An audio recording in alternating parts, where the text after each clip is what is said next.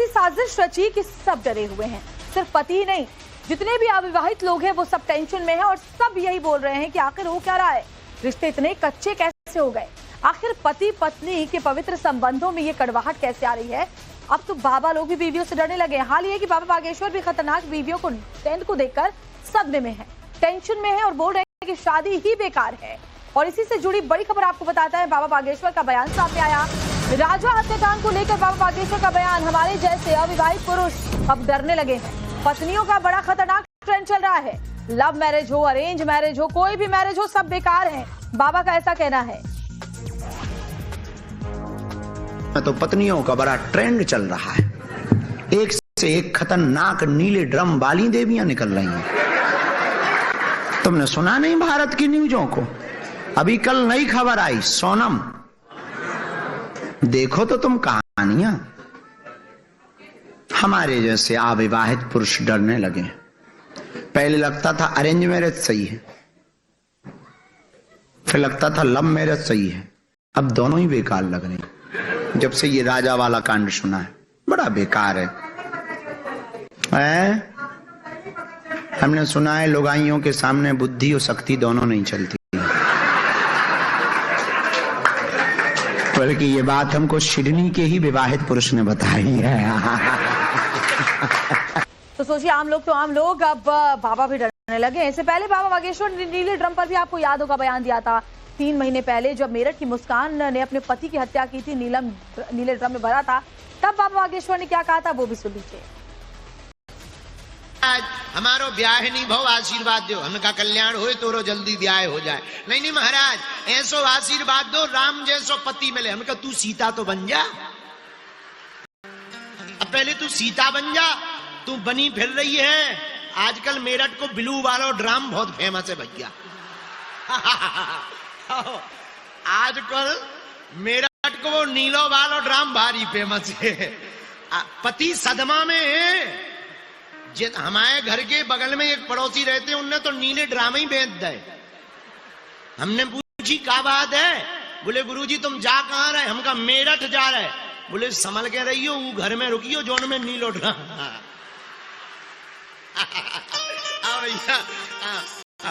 कह रहे हैं भगवान करे सबको भगवान सद्बुद्धि दे, हम और अपन को क्या लेना देना। और देखिए, राजा हत्याकांड के बाद इंदौर के लोगों में भी जबरदस्त खौफ है। शादी के बाद परिवार ने अखबार में सूचना छापी, सगाई के बाद, तो शादी के पहले परिवार ने अखबार में सूचना छापी है, सगाई के बाद लड़के लड़की वालों ने सूचना छापी और लिखा कि किसी को आपत्ति हो तो 7 दिन में बता दें। मतलब हाल ये है कि लोग अब सगाई के बाद और डरने लगे हैं और शादी से पहले विज्ञापन निकालकर ये कह रहे हैं कि देखिए, अगर किसी का कोई प्रेमी है, किसी की कोई प्रेमिका है, किसी को आपत्ति है तो भाई इससे हम शादी करवाने जा रहे हैं अपने घर के बच्चे की, कोई आपत्ति हो तो हमें पहले ही बता दें। और चलिए आपको इस विज्ञापन में क्या लिखा हुआ है वो बताते हैं। देखिए, अगर 2 लोगों के परिवारों में शादी तय होती है तो एंगेजमेंट के बाद जिस तरह की सूचना अखबार में दी जा रही है, मैं राहुल पिता लक्ष्मीचंद राजवानी निवासी, अपना पूरा जो पता है वो लिखा है और उसके अलावा लिखा गया है कि पिंकी नाम की जो लड़की है, जो अखबार में विज्ञापन छापा गया है और इंदौर को से ये सूचित करते हैं कि हमारी सगाई हो गई है, एक दूसरे के साथ। देखिए कितना क्लियर कट मैसेज है, हम विवाह सूत्र में बंधने जा रहे हैं। इसके अलावा अखबार में दरअसल इस विज्ञापन को देने का मकसद ये है कि अगर किसी को कोई इसको लेकर आपत्ति हो, इस संबंध में किसी व्यक्ति को कोई आपत्ति हो तो कृपया निम्न पते पर 7 दिनों के अंदर लिखित सूचित करें। यानी अगर किसी का किसी के साथ अफेयर हो इन दोनों में से तो पहले बता दे। और देखिए उन्होंने अपना पूरा पता लिखा है ताकि ये हो कि अगर किसी को कोई आपत्ति है तो जिस तरह का हाल हुआ है इंदौर में, जो मामला अभी सामने आया है, अगर किसी को आपत्ति है तो पहले इन परिवारों को बता दे ताकि शादी रुक जाए और शादी किसी धोखे में रहकर ना किया जाए। तो जरा सोचिए कि ये विज्ञापन क्या बताता है, लोग कैसे डरे सहमे हैं, उसकी एक बानीगी इस विज्ञापन के जरिए देखिए जरा। तो लिखा हुआ है कि हमारी एंगेजमेंट हो गई है, अब हमारी शादी होने वाली है, लेकिन अगर किसी को कोई आपत्ति हो, अगर किसी को किसी तरह की कोई दिक्कत हो, किसी का किसी से अफेयर हो तो पहले ही बता दीजिए ताकि ये शादी रुक जाए। शादी के बाद ऐसा ना हो जो कि राजा रघुवंशी के साथ हुआ। तो जहां देखो एक ही चर्चा, सोनम रघुवंशी, राजा रघुवंशी, राज कुशवाहा, इसके अलावा भी कई नाम आ रहे हैं। पूरे दिन टीवी पर आप देख रहे होंगे, सोशल मीडिया पर भी देख रहे होंगे, एक ही कहानी। किसी को शादी से डर लग रहा है, किसी को रिश्ता ढूंढते डर लग रहा है, क्योंकि रिश्तों पर से भरोसा उठाने वाले ऐसे केसेस लगातार सामने आ रहे हैं। लेकिन इन सब के बीच कई नई चीजें सामने आई हैं। अपने पति राजा को कामाख्या ले जाने का प्लान सोनम का था, तो क्या जो बलि वाला एंगल सामने आया था वो सही है? सोनम की कुंडली जिसने देखी, उस ज्योतिष ने एक बहुत बड़ा दावा उच्च मंगल को लेकर किया, उसमें कितनी सच्चाई है? सोनम की तस्वीर एक तांत्रिक ने उसके घर के बाहर उल्टी लटकवाई थी, ऐसा क्यों था? और क्या सोनम और राजा रघुवंशी केस में कोई दूसरी लड़की भी है? ये नई थ्योरी कहां से आई? यूपी से, दिल्ली से, शिलोंग से, इंदौर से, हर जगह से इनपुट जुटाकर जो एक्सप्लोसिव स्टोरी सामने आई है वो हम आपको अब दिखा देते हैं।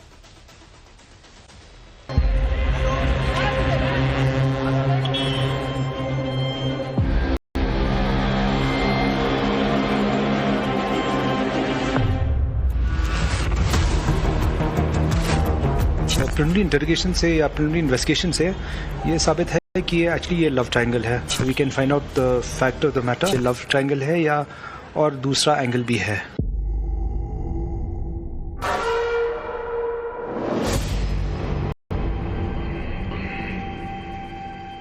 हो सकता है कि मंगल दोष हटाने के लिए करा हो, क्योंकि राज को मंगल नहीं था।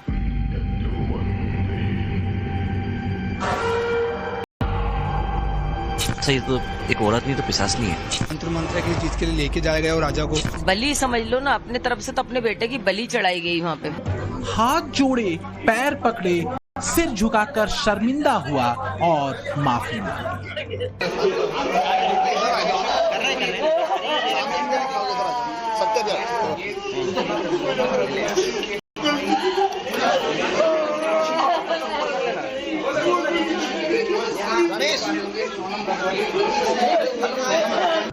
माफी अपनी ही बहन के गुनाहों की, माफी उस माँ से जिसके बेटे को उसी की सगी बहन ने मौत की नींद सुला दिया। सोनम रघुवंशी जब मेघालय में अपने गुनाहों की गवाही दे रही थी, तभी अचानक सोनम का भाई उसके ससुराल पहुंचा और राजा की बूढ़ी बेसुध माँ के पैरों में गिरकर अपनी बहन के किए की माफी मांगने लगा और अपनी बहन के खौफनाक कारनामे के लिए उसे फांसी लगाने की मांग तक कर डाली।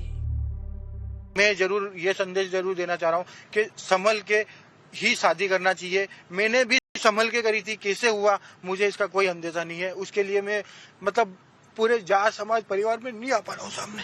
भाई अब रोइए मत, नुकसान दोनों का हुआ है। राजा के परिवार को आपने क्या संदेश दिया? राजा जी के परिवार से मैंने माफी मांगी है, उसके अलावा मैं कुछ नहीं कर सकता। आपके माँ बाप का क्या हाल है? अभी मेरे को आइडिया नहीं, मैं घर नहीं गया अभी तक। सोनम ऐसी मासूम मर्डर बनकर सामने आई जिसके दिमाग में क्या चल रहा था इसकी जरा सी भी भनक किसी को नहीं लगी। सोनम ने मासूमियत की खाल ओढ़कर इस पूरी साजिश को अंजाम दिया। राजा का परिवार सोच भी नहीं सकता था कि अपने बेटे को मेघालय अपनी बहू के साथ नहीं, उसके कातिल के साथ भेज रहे हैं।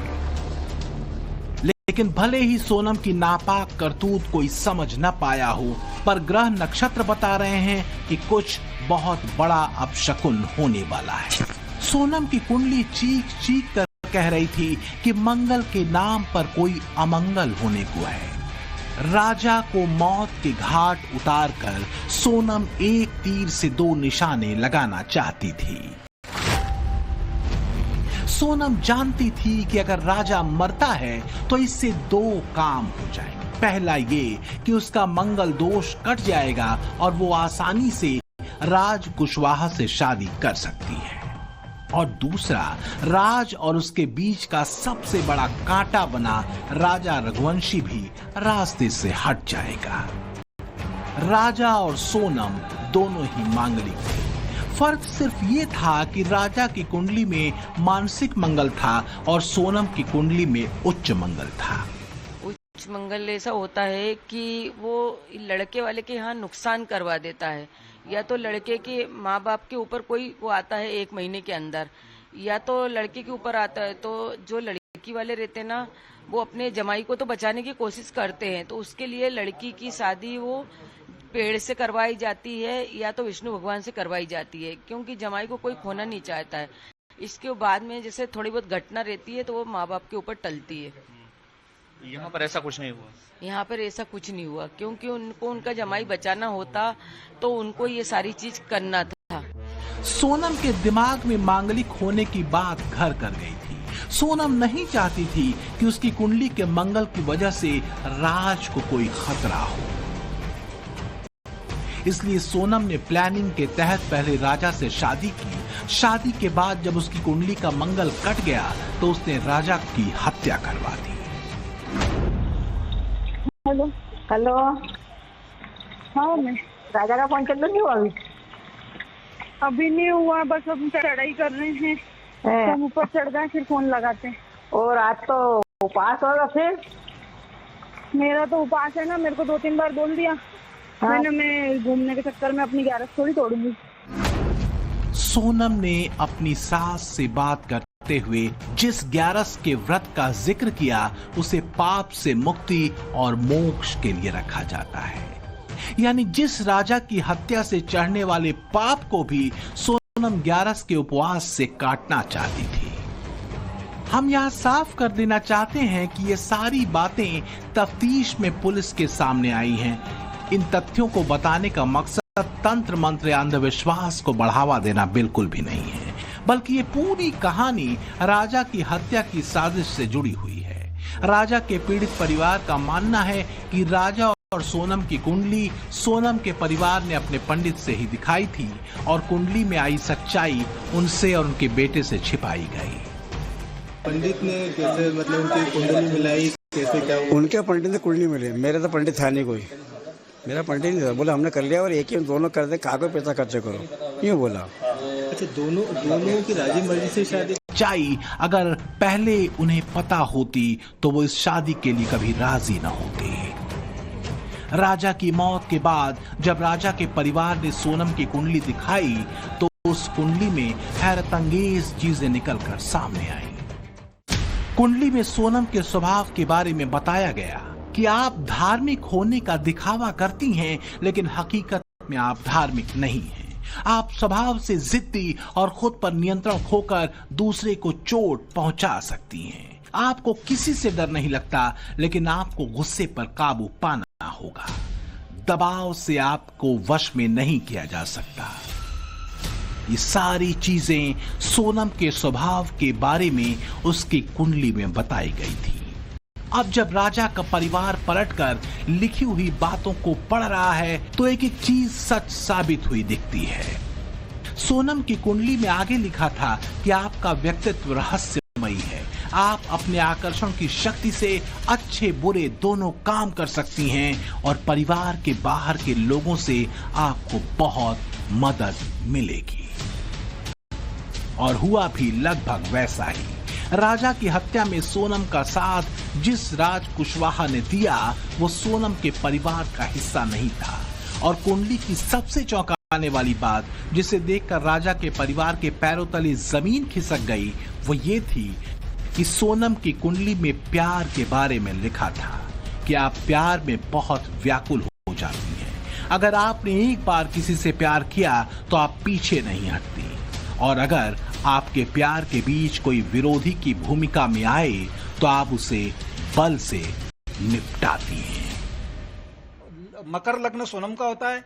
लग्न का स्वामी पंचम में गया है, जिसका कारण यह बनता है कि ऐसी कन्या खुले विचारों की होती है और साथ ही प्रेम विवाह का उसका योग होता है। ये तो अरेंज मैरिज थी लेकिन। जी, अब ये अरेंज मैरिज कैसे हुई ये मुझे नहीं जानता, किंतु इस बच्ची को जहाँ तक प्रेम संबंध होते हैं इसके, और वो दिख भी रहा है जिसके कारण हत्या की गई राजा की, और प्रेम का कारण सामने भी आया कोई राज कुशवाहा नाम का व्यक्ति। तो ये पत्रिका भी वही कह रही है। कुंडली की आखिरी बात पढ़कर ही अब राजा का परिवार सोनम के परिवार पर आरोप लगा रहा है कि सब कुछ पता होने के बाद भी उनसे बात छिपाकर गलत कुंडली दिखाकर सोनम के परिवार ने उन्हें धोखा दिया। मंगल दोष हटाने के लिए भी वो राजा के साथ उसने ये करा, तो हो सकता है कि मंगल दोष हटाने के लिए करा हो, क्योंकि राज को मंगल नहीं था, इसलिए उसने राजा को रास्ते से हटाने के बाद राज से शादी करना चाहती होगी। राजा ही मंगल था, लड़की मंगली थी, तो रिश्ता आ गया था, अपना शादी करी थी। क्योंकि मेरी शादी 25 साल में हो गई थी, राजा 30 साल तक पहुंच गया था, दोनों मेरी शादी 25 में हो गई थी मेरी। तुमको भी रिश्ता आया था तो मैं चट मंगने पर विवाह भी कर देता। लेकिन जब हमको अब समझ आया धीरे धीरे, किसी मम्मी ने राजा को अकेले मिलने दिया नहीं, ज्यादा बात करने दी नहीं, किस तरह की पोल खुल जाए, अब हमको समझ आ रहा है। राजा के परिवार ने उसकी मौत के बाद जब कुंडली दिखाई तो उनके पंडित ने बताया राजा और सोनम के कोई गुण नहीं मिले और उनकी कुंडली बिल्कुल मैच नहीं हो रही थी।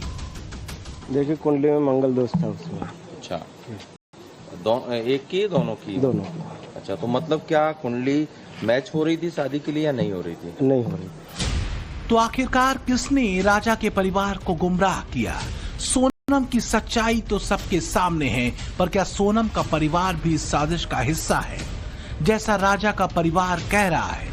क्या सोनम के परिवार ने जिस पंडित को कुंडली दिखाई उन्होंने ठीक तरह से इसकी पड़ताल नहीं की? और क्या सच में सोनम का कुंडली दोष राजा से छिपाया गया? राजा की डेड बॉडी मिलने के बाद जब सोनम लापता थी तब सोनम के पारिवारिक पंडित N.K. पांडे ने ही बताया था कि सोनम की तस्वीर घर के बाहर उल्टी लटकाने से वो वापस आ जाएगी, और हुआ भी ठीक वैसा ही।